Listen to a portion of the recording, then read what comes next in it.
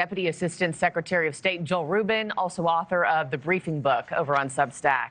Joel, top of the morning to you. Well, we thought a ceasefire was in place. It appears fighting is now back on. How significantly does this raise the stakes and security concerns for us back here at home? Well, Markie, it's great to be with you. And look, it's an inherently unstable ceasefire, but the situation itself is unstable. And so I do think we need to continue to be incredibly vigilant.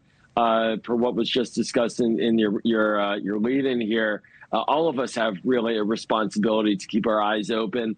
This is just, unfortunately, the threat environment we're living in. Remember back after September 11th, and then, of course, during the Iraq War period, instability, and it means that we here could face threats. This means that we should communicate with our local police.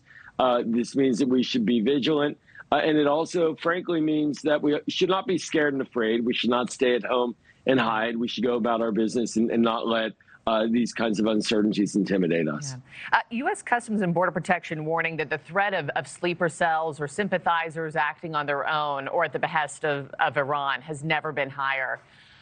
Speaking of these 4th of July celebrations, there's always usually tight security for that, right? I mean, but when you incorporate a threat like this, does this really change how cities are preparing? And do you think that gatherings will truly feel different this year because of what's going on?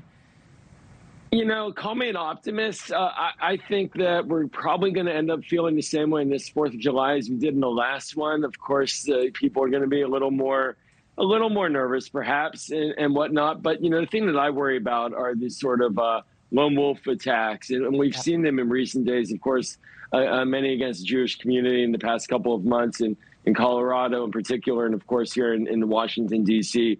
Capitol Jewish Museum attack, where individuals just decide, people who have no history, no background of being violent, just go out and try to make a name for themselves and parrot hateful speech. That's what I really do worry about. And so we have to be vigilant on that. But I do think that we should be optimistic and continue to go about our life and enjoy our 4th of July. You teed me up perfectly, Joel.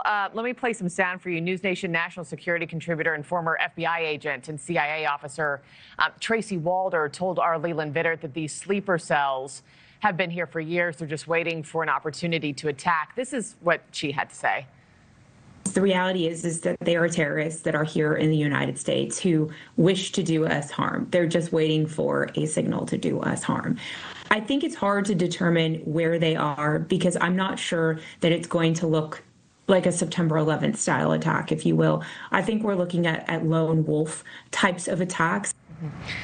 So y'all are simpatico there, obviously. What would be the Always most good to be like that on the Tracy. same page? Yes. What would be the most likely targets right now with what's going on?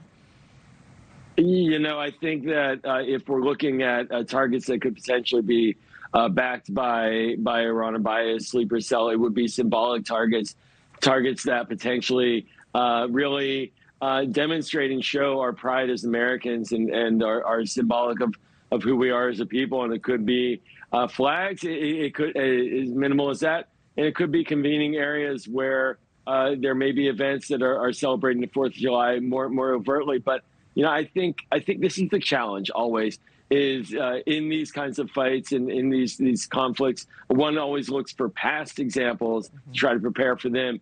And the enemy does have a vote, as we say, and always comes up with new innovative ways to be horrible and hateful and dangerous. And so it's hard to exactly predict, which is why, to the point of everybody has a role in this, everybody has a responsibility.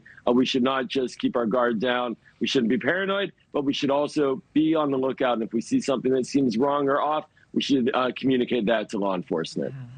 Can't be overrun by fear right now. Joel Rubin, got to end it there, but thank you as always. I know you've been on with us nonstop, so thanks for sharing a few minutes of your morning. Great. Appreciate it.